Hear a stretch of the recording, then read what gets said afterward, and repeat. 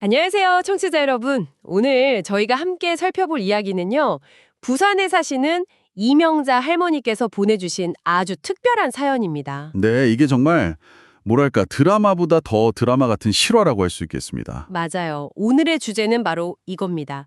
과거에 베풀었던 작은 선행 하나가 수십 년이라는 시간을 훌쩍 뛰어넘어서요, 정말 믿기 어려운 어떤 운명적인 만남으로 이어진 그런 놀라운 이야기입니다.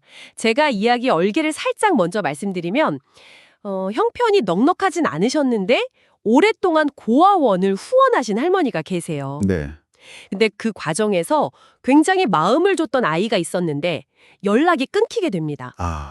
안타깝네요. 그쵸. 그런데 시간이 한참 흘러서 외아들이 결혼을 하게 됐는데 그 새로 맞이한 며느리에게서 뭔가 설명하기 힘든 그런 묘한 점들을 발견하게 되면서 이야기가 정말 예상치 못한 방향으로 흘러가거든요. 혹시 청취자분들 중에서도 예전에 내가 했던 작은 도움이 전혀 생각지도 못한 결과로 돌아왔던 경험 있으신가요? 오늘 사연이 바로 그런 삶의 어떤 신비로운 가능성을 보여주는 이야기가 아닐까 싶습니다. 네, 맞습니다. 이게 단순한 감동 이야기 그 이상인 것 같아요. 우리가 혹시 무심코 했을 수도 있는 작은 친절 있잖아요. 네네. 어쩌면 나 자신도 잊어버렸을 수도 있는 그런 행동이 한 사람의 인생에 얼마나 깊고 또 예측 불가능한 영향을 줄 수 있는지 그걸 보여주는 아주 흥미로운 사례죠. 여기에는 뭐랄까 인간적인 깊은 정서도 있고요. 또 이걸 운명이라고 봐야 할지 아니면 그냥 놀라운 우연의 연속이라고 봐야 할지 그런 요소들이 아주 절묘하게 얽혀 있습니다. 정말 궁금해지는데요. 네. 이 이야기의 실타래를 저희가 한번 차근차근 틀어가 보면서 그 안에 숨겨진 의미들을 함께 찾아보면 좋겠습니다. 좋습니다. 그럼 이야기의 시작점으로 가볼까요? 이명자 할머니, 올해 71살이신 이분의 젊은 시절 이야기부터 시작해야 할 것 같아요. 네. 형편이 그렇게 넉넉하지 않으셨는데도 40대부터 고아원 아이들을 돕기 시작하셨다고 합니다. 와, 40대부터요? 쉽지 않으셨을 텐데요. 그렇죠. 할머니 말씀이 우리도 가난했지만 나보다 더 어려운 아이들을 보면 그냥 지나칠 수가 없었다고 하셨어요. 당시 매달 10만 원씩 꾸준히 후원을 하셨다는데 이게 한 30여 년 전 물가를 생각하면 절대 작은 돈이 아니었죠. 그럼요. 굉장히 큰 돈이었을 겁니다. 심지어 하나뿐인 아들 성호 씨 용돈까지 조금씩 줄여가면서 그 후원을 계속하셨다고 하니까 정말 대단하신 것 같아요. 여러 아이들을 도우셨지만 유독 할머니 마음에 깊이 들어온 아이가 한 명 있었답니다. 김지영이라는 여자아이였어요. 이름이? 네, 당시 10살이었는데 교통사고로 부모님 두 분을 한꺼번에 잃고 정말 혼자가 된 아이였죠. 아유, 너무 어린 나이에 큰 아픔을 겪었네요. 네, 할머니가 이 아이를 5년 동안 후원하면서 단순하게 돈만 보내신 게 아니었어요. 편지를 계속 주고받고 때로는 학용품이나 옷 같은 작은 선물을 보내주시면서 정말 친손녀처럼 아끼셨다고 합니다. 지영이가 보낸 편지에는 이런 내용도 있었다고 해요. 할머니, 저 열심히 공부해서 꼭 할머니 같은 따뜻한 사람이 될게요. 그 어린 마음에 할머니 존재가 정말 컸겠네요. 그랬겠죠. 그런데 지영이가 15살이 돼서 보육원을 나가게 되면서요. 갑자기 연락이 딱 끊겨버렸습니다. 왜 그랬을까요? 글쎄요. 할머니로서는 행방을 알 수 없게 된 그 아이가 늘 마음에 걸리셨다고 하더라고요. 이 초반에 관계 형성이 아주 중요해 보입니다. 그러니까 단순히 금전적 지원을 넘어서 편지를 통해서 정서적인 교감을 나눴다는 거잖아요. 네, 맞아요. 나를 기억해주고 응원하는 어른이 있다. 이 사실 자체가 어린 지영 양에게는 뭐랄까 세상과 연결된 아주 든든한 끈이었을 겁니다. 특히 부모님을 잃은 그 큰 트라우마 속에서 이런 꾸준한 관심은 아이의 자존감 형성이나 미래에 대한 희망을 갖게 하는데 아마 결정적인 역할을 했을 가능성이 높죠. 근데 여기서 또 흥미로운 지점은 이런 선행의 결과가 바로 나타나지 않을 수도 있다는 점이에요. 그렇죠. 시간이 많이 걸릴 수도 있고요. 네, 할머니의 그 따뜻한 마음이 씨앗처럼 뿌려졌지만 그게 나중에 어떤 열매를 맺게 될지는 정말 아무도 모르는 채로 수십 년이라는 시간이 흘러버린 거죠. 네, 정말 긴 시간이 흘렀습니다. 할머니의 아들 송호 씨는 어느덧 39살의 건실한 공무원이 됐고요. 어머님을 모시고 살고 있었어요. 효자시네요. 네. 그러던 어느 날 아들이 결혼 소식을 전해온 겁니다. 엄마, 저 결혼할 사람 생겼어요. 정말 좋은 사람이에요. 할머니는 아들이 드디어 좋은 짝을 만났다는 사실에 말할 수 없이 기뻐하셨다고 해요. 그럼요. 부모 마음은 다 똑같죠. 네.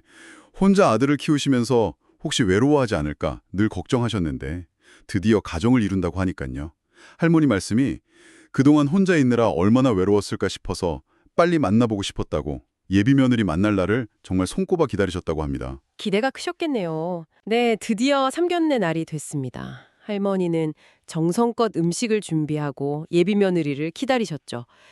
그런데 막상 만난 김지영 씨, 30살의 이 여성분이 어딘가 좀 이상했어요. 이상하다고요? 어떤 점에서요? 단정하고 조용한 인상이긴 했는데 눈에 띄게 긴장한 모습으로 할머니 시선을 자꾸 피하더랍니다. 아, 보통 예비 시어머니 처음 뵐 때 긴장하긴 하죠. 그렇죠. 근데 부모님 안부를 묻는 지문에는 고개를 푹 숙인 채 그저 없습니다. 이렇게 짧게 대답할 뿐이었다고 해요. 할머니는 뭔가 마음이 좀 불편했다고 회상하셨어요. 뭔가 숨기는 게 있는 것 같기도 하고 또 이상하게 나를 너무 어려워하는 것 같기도 하고 처음엔 그냥 낯을 많이 가리나 보다 했지. 이렇게요. 이 첫 만남 분위기가 좀 심상치 않은데요. 물론 시어머니 될 분 처음 만나는 자리니까 긴장하는 건 당연할 수 있어요. 네. 그런데 할머니의 그 직감처럼 뭔가 숨기는 듯한 태도라든지 지나치게 어려워하는 모습은 일반적인 긴장감을 좀 넘어설 수도 있거든요. 그럴 수도 있겠네요. 여기서 뭐랄까 감사의 역설 같은 개념을 한번 생각해 볼 수 있어요. 만약에요. 아주 만약이지만 이 예비 며느리가 과거 할머니와 어떤 연결고리가 있었다면 네. 그 엄청난 은혜에 대한 감사함과 동시에 그 사실을 밝혀야 할지 말아야 할지에 대한 엄청난 심리적 압박감을 느낄 수 있다는 거죠. 와, 그럴 수도 있겠군요. 물론 뭐 이때까지는 그냥 추측일 뿐이지만요. 이 어색함 속에 이미 뭔가 복선이 깔려 있다고 볼 수도 있겠습니다. 그럼 묘한 긴장감이 있었지만 어쨌든 결혼은 진행됐고요. 며느리 지영 씨는 시어머니인 이명자 할머니와 함께 살게 되었습니다. 네, 한 집에 살게 된 거군요. 네. 그런데 같이 살게 되면서 그 이상한 점들이 더 뚜렷해졌어요. 어떤 점들이요? 예를 들면 식탁에서 할머니 얼굴을 이렇게 빤히 쳐다보다가도요. 눈이 딱 마주칠 것 같으면 화들짝 놀라서 시선을 피해버리는 거예요. 아, 빤히 보다가 피한다. 네. 그리고 설거지나 청소 같은 집안일은 왠지 모르게 좀 서툴렀고요. 때로는 약간 건성으로 하는 것처럼 보이기도 했답니다. 가장 이상했던 건 할머니 방 앞을 지나갈 때마다 잠시 멈춰서서 문 앞에서 이렇게 서성이는 모습을 여러 번 보였다는 거예요. 방 앞에서 서성인다. 이건 좀 특이하네요. 그렇죠. 답답했던 할머니는 먼저 다가가려고 애쓰셨어요. 지영아, 우리 이제 한 가족인데 너무 어려워하지 마라. 힘든 일 있으면 나한테 이야기하고 그냥 친정 엄마처럼 생각해. 이렇게 마음의 벽을 좀 허물어 보려고 하셨죠. 네, 할머니 입장에서는 당연히 그러셨겠죠? 그런데 친정 엄마라는 그 말에 며느리가 갑자기 눈물을 글썽이면서 자리를 피해버리는 거예요. 아, 친정 엄마라는 말에 반응을 했다고요? 네, 할머니로서는 정말 이해할 수가 없었죠. 아니 왜 저러는 걸까? 내가 뭘 잘못했나? 이런 생각에 점점 속이 타들어가셨다고 합니다. 며느리의 행동 패턴이 참 흥미롭습니다. 빤히 쳐다보는 건 어쩌면 어떤 연결을 갈망하거나 확인하고 싶은 욕구일 수 있어요. 그런데 동시에 시선을 피하거나 집안일이 서투르거나 특히 친정엄마라는 단어에 과민하게 반응하는 건 극도의 불안감이나 죄책감 혹은 무언가를 들킬까 봐 두려워하는 마음을 반영하는 것일 수도 있거든요. 그렇군요. 뭔가 상반되는 행동이네요. 맞습니다. 이런 상반된 신호들이 계속 나타난다는 건 며느리가 내면에서 엄청난 갈등을 겪고 있다는 증거죠. 단순히 성격이 내성적이라고 보기에는 그 행동의 모순성이 너무 커요. 네. 이건 마치 아직 맞춰지지 않은 퍼즐 조각 같은 느낌입니다. 뭔가 그림이 있는데 아직 보이지 않는 거죠. 그 퍼즐 조각이 하나 더 나타납니다. 어느 날 할머니가요, 며느리가 자기 옛날 앨범을 몰래 꺼내보고 있는 걸 발견하셨어요. 앨범을요? 네. 특히 할머니가 젊은 시절에 그 고아원 아이들과 함께 찍었던 단체 사진들 있잖아요. 그걸 보면서 소리 없이 눈물을 훔치고 있더라는 거죠. 아, 고아원 사진을 보면서 울었다. 이걸 본 할머니는 이제 이상하자는 생각을 넘어서 뭔가 좀 심상치 않다는 느낌을 받으신 거예요. 며칠 뒤에 며느리가 먼저 조심스럽게 말을 꺼냈어요. 어머님, 예전에 고아원 아이들 많이 도와주셨다고 들었어요. 네. 할머니가 그랬지. 형편은 어려웠어도 마음이 쓰여서. 이렇게 대답하시니까 며느리가 다시 물었어요. 혹시 특별히 기억에 남는 아이가 있으셨어요? 드디어 뭔가 핵심에 다가가는 느낌인데요? 네. 할머니는 문득 오래전에 연락이 끊긴 그 지영이가 떠오르신 거죠. 있었지. 지영이라고. 너랑 이름이 똑같은 아이였는데. 참 착하고 기특한 아이였어. 지금은 어디서 어떻게 사는지 모르겠네. 바로 이 말을 하는 순간에요. 며느리가 갑자기 숨을 헐떡이면서 울기 시작하는 겁니다. 네. 갑자기요? 네. 그러더니 다급하게 물었어요. 그 아이는 지금 어떻게? 연락은 안 되세요? 할머니가 연락 끊긴 지 오래됐다고 답하니까 며느리는 더 크게 흐느꼈다고 해요. 쟤 왜 그러는 거니? 내가 뭐 잘못한 거라도 있어? 이렇게 물으셨대요. 자, 이제 정말 갈등이 최고조에 이르고 있습니다. 할머니 입장에서는 며느리 행동이 도무지 이해가 안 되니까 답답하고 어쩌면 좀 서운함까지 느끼셨을 수 있어요. 그래서 직접적으로 묻기까지 하신 거죠. 네. 반면에 며느리의 반응은 거의 뭐랄까 통제 불능 상태에 가까워 보여요. 과거의 기억, 현재의 상황, 그리고 밝히지 못하는 비밀 사이에서 감정이 폭발 직전에 이른 것 같습니다. 여기서 중요한 건 정보의 비대칭성이에요. 청취자분들이나 저희는 이제 어렴풋이 진실의 윤곽을 느끼고 있잖아요. 네, 그렇죠. 뭔가 감이 오죠. 하지만 정작 이야기 속 할머니는 여전히 영문을 모르는 상태입니다. 이 간극이 엄청난 극적인 긴장감을 만들어내고 있는 거죠. 결국 그 쌓였던 감정이 터져 나왔습니다. 할머니가 내가 그렇게 무섭니? 아니면 혹시 내가 싫은 거니? 솔직하게 말해봐. 이렇게 다그치셨고. 할머니도 참다 그러셨군요. 네, 옆에 있던 아들 성호 씨가 엄마, 지영이가 원래 좀 내성적이라 그래요. 시간을 좀 주세요 하면서 어머니를 말렸지만 이미 분위기는 싸늘해졌습니다. 그 일이 있은 후에 며느리는 더욱 자기 방에만 틀어박혀서 거의 나오지 않게 되었다고 해요. 관계가 더 악화되는 것처럼 보였죠. 좀 안타까운 상황이네요. 오해가 오해를 낳고. 그런데 바로 그 막다른 길처럼 보이는 상황에서 정말 예상치 못한 전환점이 찾아옵니다. 전환점이요? 어느 날 밤 할머니가 며느리 방 쪽에서 아주 작은 흐느낌 소리를 듣게 되신 거예요. 흐느낌 소리요? 네, 귀를 기울여 보니까 희미하게 할머니, 할머니 이렇게 부르는 것 같았다고 해요. 며칠 뒤에 며느리가 잠시 외출한 사이에 걱정이 된 할머니가 방을 좀 정리해 줄 생각으로 들어갔다가 우연히 서랍장 안을 보게 되셨습니다. 서랍 안을. 네, 그 안에 낡고 빛바랜 편지 봉투들이 수북히 쌓여 있었어요. 편지요? 그리고 그 옆에는 작은 머리핀, 낡은 양말 한 켤레, 오래된 공책 같은 것들이 아주 가지런히 놓여 있었죠. 설마? 할머니가 그 편지들을 꺼내보셨는데 봉투에 적힌 발신인이 바로 이명자, 자기 자신이었습니다. 세상에. 편지 내용은 20여 년 전에 고아원에 있던 지영이에게 보냈던 그 격려와 안부의 글들이었어요. 지영아, 날씨가 많이 춥구나. 감기 조심하고 밥 잘 챙겨 먹어라. 공부 열심히 한다는 소식 들었다. 우리 지영이 정말 자랑스럽다. 떨리는 손으로 편지를 넘기던 할머니는 옆에 놓인 그 작은 선물들도 전부 자신이 보냈던 것임을 깨달으셨습니다. 그걸 하나도 버리지 않고 이렇게 소중하게 간직하고 있었던 거예요. 와, 정말. 할머니 심정이 어떠셨을까요? 정말 망연자실하셨겠죠. 바로 그때 외출했던 며느리가 예기치 않게 집으로 돌아온 겁니다. 타이밍이. 네. 서랍 앞에서 편지들을 들고 멍하니 서 있는 할머니를 본 며느리 얼굴은 하얗게 질렸죠. 할머니가 떨리는 목소리로 물으셨어요. 지영아, 이게 다 뭐니? 이 편지들이 왜 네 방에 있는 거야? 네. 며느리는 한동안 아무 말도 못하고 서 있기만 하다가 이내 할머니 앞에 털썩 무릎을 꿇었습니다. 그리고 울면서 모든 것을 털어놓기 시작했어요. 어머님, 죄송해요. 제가 바로 그때 그 지영이 맞아요. 어머님이 5년 동안 후원해 주셨던. 드디어. 할머니는 순간 정말 숨을 쉴 수 없을 만큼 큰 충격을 받으셨다고 해요. 믿을 수 없다는 듯이 되물으셨죠. 뭐? 뭐라고? 네가? 우리 지영이라고? 네. 며느리는 눈물을 쏟아내면서 그동안 왜 말을 못했는지 그 이유를 이야기했습니다. 할머니가 혹시 자기를 기억하지 못하실까봐 혹은 기억하시더라도 부담스러워하실까봐 너무 두려웠다는 거예요.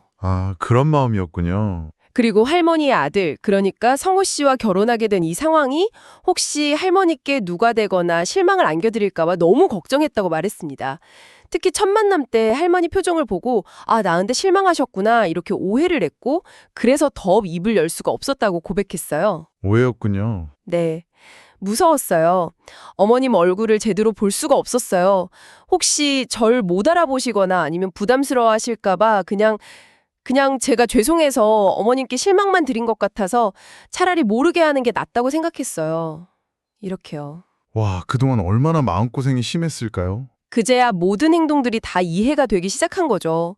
왜 그렇게 자신을 빤히 보면서도 눈을 피했는지, 왜 친정 엄마라는 말에 울먹였는지, 왜 그 옛날 사진 앞에서 울고 있었는지. 네. 할머니는 말없이 며느리를 일으켜 세워서 꼭 안아주셨다고 합니다. 아, 바보 같은 지영이, 우리 지영이 내가 너를 얼마나 찾고 그리워했는데 이렇게 다시 만나려고 그랬구나.